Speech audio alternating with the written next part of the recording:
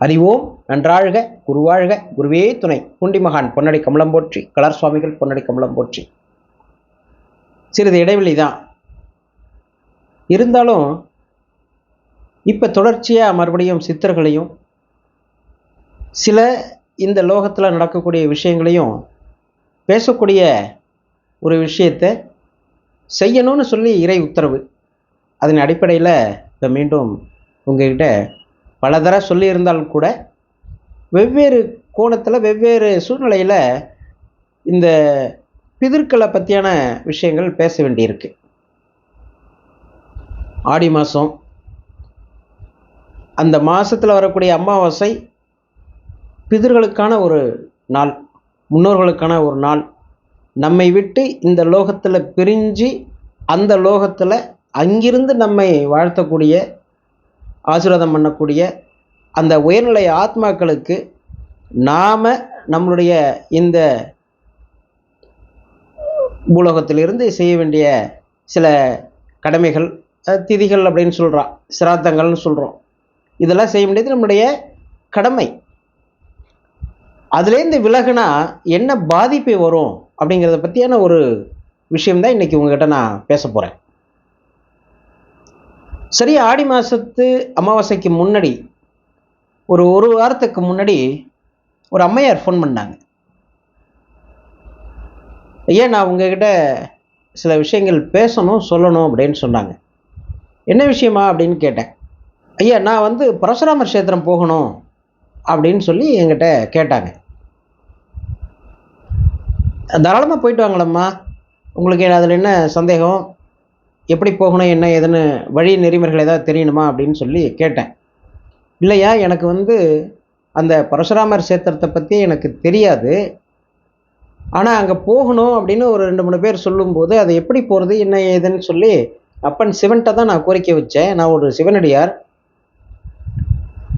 கோயில் கோயிலாக போய் சிவனுடைய அந்த பாராயணம் பண்ணுறது, திருமுறைகள் ஓதுறது என்னுடைய ஒரு வேலையை வச்சுக்கிட்டு இருக்கேன் என்னுடைய வாழ்வியல் நடைமுறையில். அப்படி இருக்கும்போது இந்த காரில் பயணித்த ஆத்மாங்கிற உங்களோட வீடியோ வந்துகிட்டு இருந்தது. அதில் தான் அந்த திருவள்ளத்தை பற்றியான விஷயங்கள் நீங்கள் சொல்லியிருந்தீங்க. நான் அங்கே தான் போகணும் என்ன பண்ணிகிட்டு இருந்தேன். என்னுடைய உறவினர்கள்ட்டையும் இது விஷயமாகவும் பேசி வச்சுட்டு இருந்தேன், எல்லோரும் சேர்ந்து போயிடலாம் அப்படின்னு சொல்லிட்டு. அதனால் உங்கள்கிட்ட ஒரு வார்த்தை பேசிட்டு போகணுன்னு எனக்கு 2 நாளாக ஒரு எண்ணம் இருந்தது, அதனால் பேசுகிறேன் ஐயா அப்படின்னு சொல்லிட்டு சொன்னாங்க. தாராளமாக போயிட்டு வாங்கம்மா, நீங்கள் என்னம்மா பண்ணுறீங்க அப்படின்னு நடைமுறைக்கு ஒரு விசாரணையில் நான் அவங்கள்ட்ட கேட்டேன். இந்த அம்மா சொன்னாங்க, ஐயா நான் எனக்கு இப்போ வயசு 64-65 ஆகுது. என்னுடைய 32வது வயசுலேருந்தே என்னுடைய ஆன்மீக வாழ்க்கை அப்படிங்கிறது படிப்படியாக தொடங்குச்சு. ஆனால் எனக்கு இறை நம்பிக்கையோ அதை பற்றியோ எந்த வழிபாட்டு நிலையை பற்றி எதுவும் தெரியாது. நான் ஒரு தறி வேலை செய்கிற இடத்துக்கு தான் போய் வேலை செஞ்சுக்கிட்டு இருந்தேன். அங்கே வேலை செய்யும் பொழுது அவங்க ஒரு பெரிய காரியத்துக்காக வெளியூருக்கு போயிட்டாங்க. நான் என்னுடைய வேலையெல்லாம் முடிச்சுட்டு எல்லா லைட்டையும் ஆஃப் பண்ணிவிட்டு நிற்கும்போது ஒரு சிறு ஒளி வெள்ளம் எனக்கு தெரிஞ்சுது. அப்போது இது என்ன எல்லாமே ஆஃப் பண்ணிட்டோம், இதுலேருந்து ஒரு ஒளி வெள்ளம் தெரியுதே யோசனை பண்ணிக்கிட்டே இருந்தேன். அப்போ எனக்குள் அருகாமையில் வருகிறேன்னு ஒரு குரல். எனக்கு பயம், நாம் ஏதாவது தவறான முடிவு எடுத்துட்டா என்ன பண்ணுறது, ஏன்னா யாருமே இல்லை அப்படின்னு சொல்லிட்டு அவங்க ரொம்ப யோசனை பண்ணிட்டு இருந்திருக்காங்க. அப்புறம் சரி எதுவாக இருந்தாலும் இருக்கட்டும்னு சொல்லி அந்த ஒளி வந்த இடத்துல விழுந்து நமஸ்காரம் பண்ணிவிட்டு அந்த அம்மா கிளம்பிட்டு இருக்காங்க. அப்போ இவங்களுக்கு பின்தொடர்தல் மட்டும் நல்ல ஒரு உணர்தலில் இருந்திருக்கு. வீட்டுக்கு வந்திருக்காங்க, இரவு கனவு, பெருமாளுடைய நல்ல காட்சி. அப்போது நான் உன்னை நோக்கி தான் வந்திருக்கேன், 3 சக்தியாகவும் இந்த இடத்துல வேறு சக்தியும் இருக்குது. அதற்கு ஆதாரமாக நாளைக்கு காலையில் எழுந்திரிச்சு தோட்டத்தில் பாரு, அதில் ஒரு அரச மரமும் ஒரு நெல்லிக்காய் இருக்கு இல்லையா, அந்த மரத்தோட சின்ன விதை முளைச்சி வர மாதிரி ஒரு இதுவும் துளசியும் இருக்கும். இது நான் உன்னை அனுகிரகம் பண்ணத்துக்கான ஆதாரம் அப்படின்னு சொல்லி அவர் கனவுல சொல்லியிருக்காரு. இந்த காலம்புற 5 மணிக்கு அப்புறம் எழுந்திரிச்சிட்டு குளிச்சுட்டு போய் பார்த்தா அந்த மாதிரி இருந்திருக்கு. அதை வணங்கவே அவங்களுக்கு வாழ்க்கையில் நல்ல முறையில் வளர்ச்சியும் இருந்திருக்கு. ஒரு காலகட்டத்தில் அவங்க மாமியார் என்ன பண்ணியிருக்காங்க, அதெல்லாம் இது ரொம்ப பக்தி நிலையில் போகிறதுனால அதை வெட்டி போட்டிருக்காங்க. வெட்டி போட்டதுக்கு அப்புறமே, இத்தனைக்கும் அவங்க இருந்தது வாடகை வீடு, அங்கிருந்து வேற வீட்டுக்கு மாறி வந்துட்டாங்க. மாறி வந்ததுக்கப்புறம் அந்த ஊரில் தட்சிணாமூர்த்திக்கு போய் வேண்டிக்கிட்டு, எனக்கு ஒரு நல்ல வழி காட்டுங்க அப்படின்னு சொல்லி நெய் தீபம் போட்டிருக்காங்க. நெய் தீபம் போட்ட உடனே அவங்களுக்கு ஒரு வாய்ப்பு என்ன வந்திருக்கு அப்படின்னா, இந்த மடத்தில் சிவனடியார்கள்லாம் தங்கி போகிறாங்க இல்லையா, அவங்களுக்கு அன்னம் பாலிப்பு செய்கிற வேலை கிடச்சிருக்கு. தினம் ஒன்றுக்கு 400 ரூபாய் தான். அந்த வாழ்க்கை நடைமுறையிலே இருந்துட்டு இருக்காங்க. அவங்க சிவனடியார்கள் தொடர்பும் திருவண்ணாமலையிலேருந்து எங்கெங்கிருந்தோ வரவங்களாம் அங்கே தங்கி இருந்திருக்காங்க. அதில் ஒரு சில பேர் இவங்களுடைய ஆற்றல் நிலையை பார்த்துட்டு, உங்ககிட்ட என்னால் நேரடியாக பேச முடியல, பெரிய ஆற்றல் இருக்குன்னு சொல்லி ஒரு பெரிய சுவாமிஜி கூட ஒரு ரிஷி தன்மை உள்ள ஒரு தெய்வ சக்தி இருக்கு அப்படின்னு சொல்லியும் வெளிப்படுத்தியிருக்காங்க. அப்படிப்பட்ட இந்த காலத்தில் இவங்க ஒரு கைங்கரியமாக ஒரு வேலை பண்ணியிருக்காங்க. அதில் சில வருமானமும் அவங்களுக்கு கிடச்சிருக்கு. என்ன அப்படின்னா, திருமணம் ஆகாத ஆண் பெண் 2 பேருக்கும் வரன்கள் வந்தால் பார்த்து சொல்கிறது, கூட போய் இருந்து பேசி முடிக்கிறது. இது ஒரு நல்ல தெய்வீகமான விஷயம், மங்களகரமான விஷயம். அதில் சொற்ப வருமானம் நமக்கு கிடைக்கிது வாழ்க்கை நிலைக்கு அப்படின்னு சொல்லி இதை பண்ணிகிட்டு இருந்திருக்காங்க. இப்படியே ஒரு காலத்தில் கடந்த ஒரு 6-7 மாதத்திற்கு முன்னாடி ஒரு அம்மா, இவங்களுக்கு தெரிஞ்சவங்க தான், அவங்க வந்து இவங்கள்ட்ட எனக்கு பையனுக்கு பொண்ணு பார்க்க சொல்லியிருக்காங்க. இவங்களுடைய மகன் வீடும் இவங்க இருக்கிறதுலேருந்து ஒரு 1/2 கிலோமீட்டர் தான். இவங்க தனியாக வசிக்கிறாங்க, பையன் வீடு தனியாக இருக்குது. இவங்க என்ன பண்ணியிருக்காங்க, ஒரு 7 மணி சாயந்தரம், சரி ஒரு தித்திப்பு அடை செஞ்சு நம்ம பேரன்களுக்கு கொடுத்துட்டு வரலாம், வழியிலேயாவது வந்து வாங்கிக்க சொல்லலாம், அவ்வளோ தூரம் போக முடியலனாலும் பரவாயில்ல அப்படின்னு சொல்லி அதை செஞ்சு எடுத்துட்டு வீட்டை விட்டு வெளில வந்திருக்காங்க. அதுக்கு முன்னாடி என்னென்னா, இந்த பெண்பாக்க சொல்லியிருந்தாங்க இல்லையா, அந்த அம்மா கட்டாயம் நீங்கள் நாளை காலையில் 5 மணிக்கெல்லாம் கிளம்பிடலாம், பொண்ணை போய் பார்த்துட்டு வந்துடலாம், இது முடியும்னு என் மனசுக்கு படுது அப்படின்ற மாதிரி அவங்க சொல்லியிருக்காங்க. அதிகாலையில் வேண்டாங்க, என்னால் உடம்பு முடியல அப்படின்னு, கொஞ்சம் குளிராக இருக்குது அப்படின்னு சொல்லியிருக்காங்க. இல்லை அவசியம் நீங்கள் வந்துடணும், நாங்கள் உங்களை காரில் வந்து அழைச்சிட்டு போகிறோன்னு சொல்லிட்டேன். அவங்களும் இவங்களுடைய வருகையை உறுதிப்படுத்திக்கிட்டு விட்டுட்டாங்க. இந்த அம்மா இந்த பதார்த்தத்தை எடுத்துக்கிட்டு வீட்டை விட்டு வெளியில் தாண்டின உடனே எதிர்த்தாப்புல காங்கையன் காளை கட்டின ஒரு மாட்டு தொழுவம் இருந்திருக்கு. அதில் ஒவ்வொரு மாடும் ஒரு நிலை கொள்ளாமல் பயங்கரமாக துள்ளி குதிச்சிருக்கு. துள்ளி குதித்த உடனே இவங்க டார்ச் லைட் அடித்து பார்த்து, பாம்பு ஏதாவது வந்திருக்கா, என்ன காரணம், ஏன் இப்படி துள்ளி குதிக்குது, என்ன காரணம் அப்படின்னு சொல்லி போய் ஆராய்ச்சி பண்ணியிருக்காங்க. ஒன்றும் இல்லை. ஆனால் குறிப்பிட்ட நேரம் அதுங்க கட்டுக்கடங்காமல் ஒரு மூச்சு சீரலும் துள்ளி குதிக்கிறதும் நிலை கொள்ளாமல் இருந்திருக்கு. என்னன்னு தெரியலையே, சரி போயிட்டு வந்து பார்ப்போம், அவங்கள வேற வர சொல்லிட்டோமேன்னு சொல்லி இவங்க கொண்டு போய் அவங்க மகனை சந்தித்து இந்த தித்திப்பு பண்டத்தை கொடுத்துட்டு திருப்பி வந்திருக்காங்க. வீட்டுக்குள்ளே வந்த உடனே அவங்களுக்கு ஒரு கை கால்லாம் விலவிலன்னு ஆயிருக்கு, கண்ணெல்லாம் ஒரு மாதிரி ரொம்ப எரிச்சலாயிருக்கு, முட்டிக்கு முட்டி பயங்கர வலி. அந்த அம்மாவால் முடியலன்னு சொன்ன உடனேயே அந்த அம்மா என்ன பண்ணிட்டாங்க, மந்திரமாவது நீர் அப்படிங்கிற திருமுறை பாட்டை பாடிட்டு திருநீரை விட்டுட்டு அதுக்கப்புறம் தான் கட்டிலில் உட்காந்து முடியாமல் சாஞ்சிருக்காங்க. சாஞ்ச உடனே இவங்க கட்டிலுக்கும் கொஞ்சம் கேப்பில் வெளியில் நிலப்படி தெரியுமா, நிலப்படியில் உயரமாக ஒரு கோமணத்தோட, வெள்ளை கோமணத்தோட, அதையும் சைடில் இழுத்து கட்டின மாதிரி ஒரு உருவம் நின்றுருக்கு. இவங்களுக்கு பார்த்த உடனே ஒரு பெரிய பயம் வந்திருக்கு. ஏன்னா அது உங்களுக்கு புது அனுபவம். அப்போ வாசப்படிக்கு வெளியிலேருந்து அந்த பெரிய ஒரு தாத்தா அப்படி தான் சொன்னாங்க. தாத்தா சொல்கிறாரு, நாளைக்கு என் பேரனுக்காக நீ பொண்ணு பார்க்க போகக்கூடாது அப்படின்னு சொல்லியிருக்காரு. ஏன் தாத்தா போகக்கூடாதுன்றீங்க அப்படின்னு சொல்லி இவங்க கொஞ்சம் சாதாரணமாக தைரியத்தை வரவழைச்சு கேட்டிருக்காங்க. போகக்கூடாதுன்னா போகக்கூடாது அப்படின்னு கொஞ்சம் மிரட்டலாக சொல்லியிருக்காரு. உடனே இந்த அம்மா அப்பன் சிவனை மனசில் நினச்சிக்கிட்டே, அது என் தொழில், அந்த பிள்ளைக்கு ஒரு நல்ல காரியம் நடக்கட்டும்னு தான் நானும் வரேன்னு சொன்னேன், நீங்கள் போகக்கூடாதுன்னு தடுக்கிறீங்க அப்படின்னு சொல்லி பதிலுக்கு வாதாடி இருக்காங்க. அதுக்கு இல்லை தாயி, அவங்க எனக்கு கொடுக்க வேண்டிய எதையுமே கொடுக்கல, இருக்கும்போதும் கஷ்டப்படுத்தினாங்க. நான் இந்த நிலைக்கு வந்ததுக்கப்புறமும் எனக்கு கொடுக்க வேண்டியது எதுவுமே கொடுக்கல, திதி கொடுக்கல, காரியங்கள் எதுவுமே பண்ணலை, நான் ஒரே அலைச்சலாக இருக்கேன் அப்படின்னு சொல்லி அவர் சொல்லியிருக்காரு. அதுக்காக தான் போக வேணான்றீங்களா அப்படின்னு சொல்லி இவங்க கேட்டிருக்காங்க.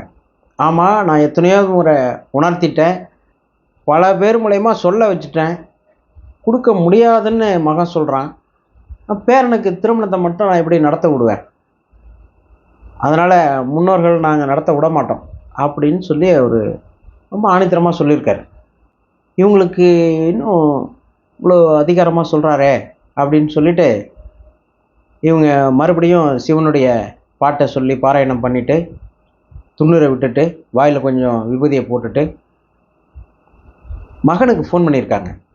இப்போ எனக்கு உடம்பு முடியல, டாக்டர்கிட்ட ஏதாவது போகலாமா அப்படின்னு சொல்லி அவங்க கேட்டிருக்காங்க. ஞாயிற்றுக்கிழமைமா யாரும் இருக்க மாட்டாங்க, நான் வரேன்னு சொல்லி பையன் வந்திருக்கான். வந்து அவனும் திருநூரை அம்மாவுக்கு பூசி விட்டுட்டு இந்த மந்திரமாவது நீரை பாடிட்டு,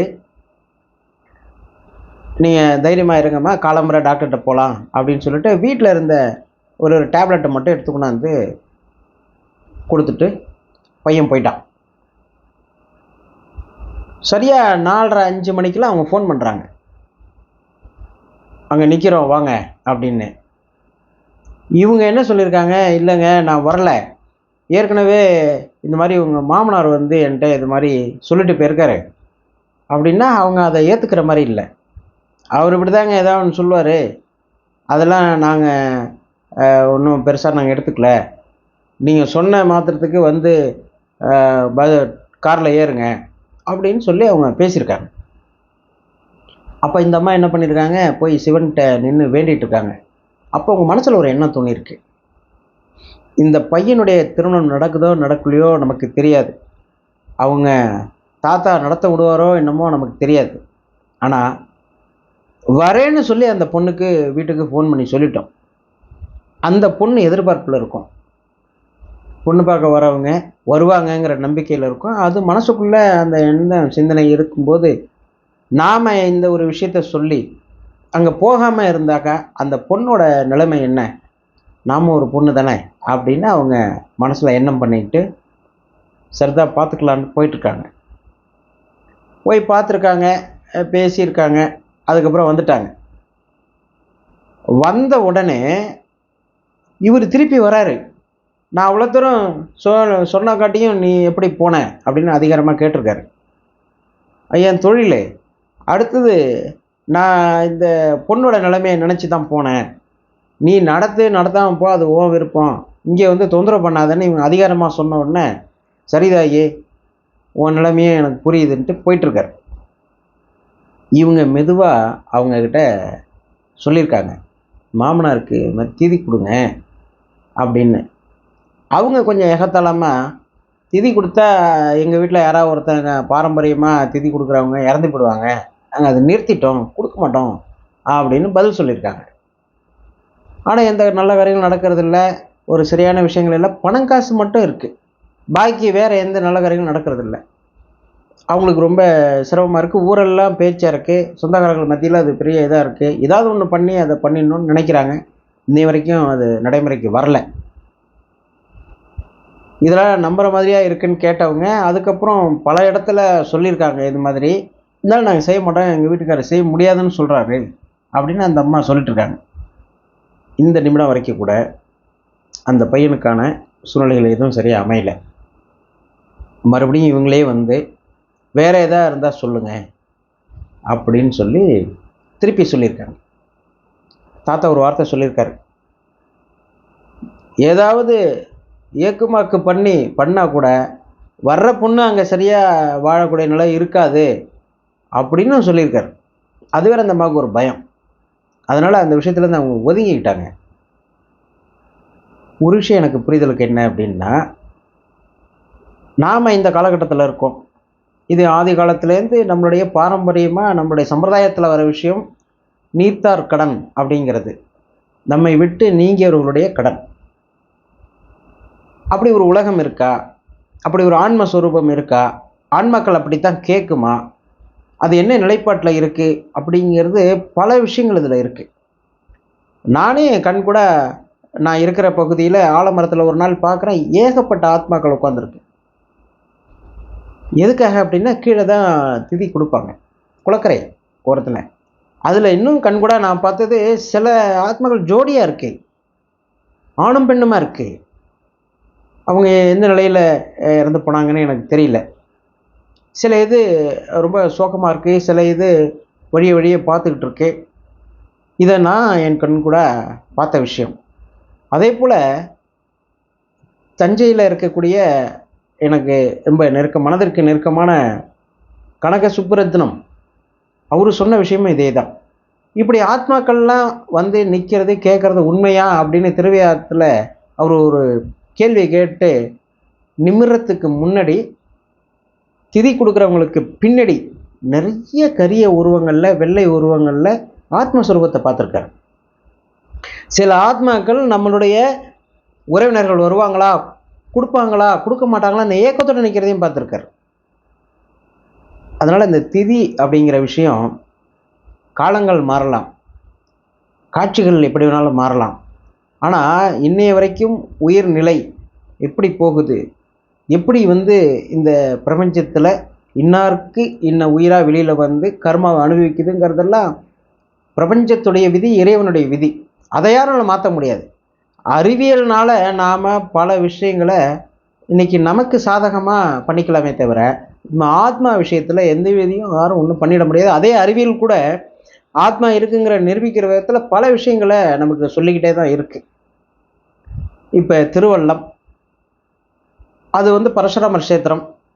அங்கே வந்து அன்னப்பிண்டம் கொடுத்து அகாலத்தில் இறந்த கூட விபத்தில் இருந்த ஆத்மாக்களையும் சாந்தி பண்ணி அவருடைய பாதத்தில் சேர்க்குறாங்க.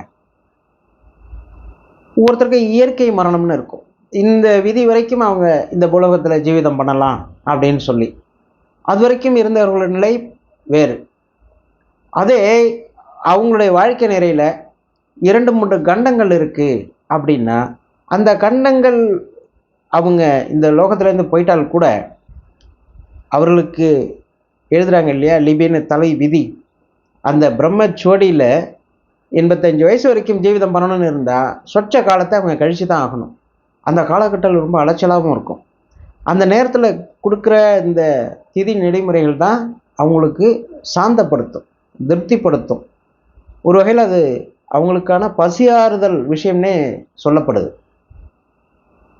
இன்றைக்கி இருக்கிற காலகட்டத்தில் நம்ம ஏனோ தோணும் அப்படின்னு செய்யாமல் மன ரீதியாக மனம் ஒன்றி இந்த விஷயத்தை பண்ணால் அடுத்தடுத்த தலைமுறை நல்லபடியாக இருக்கும். ஏன்னா இன்றைக்கி காலகட்டத்தில் பணம் இருக்குது, பொருளாதாரம் சிறப்பாக இருக்குது, படிப்பு இருக்குது. ஆனால் வீட்டுக்கு ஒருவர் அப்படிங்கிற இந்த சூழ்நிலை கூட மாறி வீட்டில் குழந்தைகளே இல்லாத சூழ்நிலை ஆகிப்போச்சு. அதுவும் செயற்கை முறையில் உருவாக வேண்டிய சூழ்நிலை இன்றைக்கி காலம் வந்துடுச்சு. இதெல்லாம் முன்னோர்களுடைய ஒரு சாபக்கேடாக கூட நம்ம எடுத்துக்கலாம். அடுத்ததாக பார்த்திங்கன்னா, இந்த ஸ்தலங்களுக்கு போனால் இது கொஞ்சம் நமக்கு தீர்வை கொடுக்கும் அப்படின்னு பார்த்தா, திருப்பைஞ்சலிக்கு போகலாம். ஏன்னா யமதர்மராஜன் தான் இந்த அவருடைய லோகத்துக்கு கொண்டு போகிறத நம்மளுடைய சாஸ்திரங்கள் சம்பிரதாயங்கள்னு சொல்லுது. எல்லா விஷயத்துக்கும் நமக்கு தெரியும். அவர் எங்கெல்லாம் சிவனுடைய பார்வையிலிருந்து அனுகிரகம் பண்ணுறாரோ அந்த இடத்துக்கு போய் வணங்கி இவர்களே நினச்சி அங்கே ஒரு மோட்ச தீபம் ஏற்றிட்டு வரலாம். அதற்கப்புறம் நம்ம திதி கொடுக்குற விஷயங்களோ மற்ற தான தர்மங்களோ நிலைப்பாட்டுக்கு கொண்டு வரலாம்.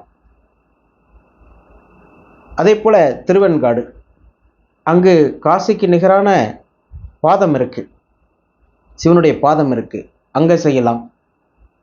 ராமேஸ்வரம், வேதாரண்யம், கோடியக்கரை, அதை போல் இருக்கிற யமன் வழிபட்ட ஸ்தலம் திருக்கடையூர், அங்கு சென்று வழிபட்டு அர்ச்சனை ஆராதனை பண்ணிட்டு வரலாம். முன்னோர்கள் நினச்சி செய்யலாம்.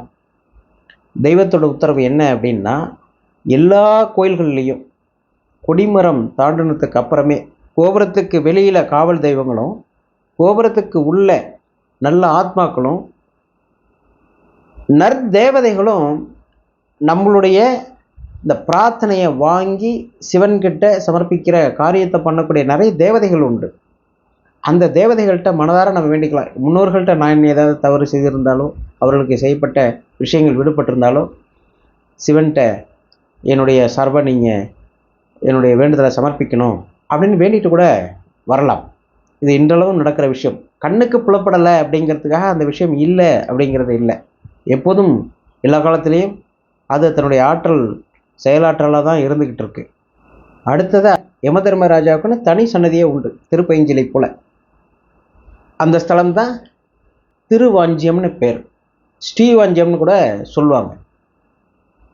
அங்கே போயிட்டு நம்ம முன்னோர்களுக்காக வேண்டி ஒரு அர்ச்சனையை பண்ணிவிட்டு காரியத்தை நல்லபடியாக முடிச்சு கொடுக்க சொல்லி, இந்த முன்னோர்கள் விஷயங்கள் நல்லபடியாக முடிக்கணும், அவர் நல்ல நிலைமையில் இருக்கணும் அப்படின்னு நம்ம பிரார்த்தனை பண்ணிட்டு வரலாம். எங்கெல்லாம் இதற்கான ஸ்தலங்களோ அங்கெல்லாம் போய் ஒரு நெய் தீபம் இட்டு நம்மளுடைய பிரார்த்தனையை வச்சுட்டு வந்தாலே அடுத்தடுத்து நாம் என்ன செய்யணும் அப்படிங்கிறது அந்த ஒற்றை நெய் விளக்கு, அந்த ஒளி வெளிச்சம் நமக்கு வழிகாட்டும்.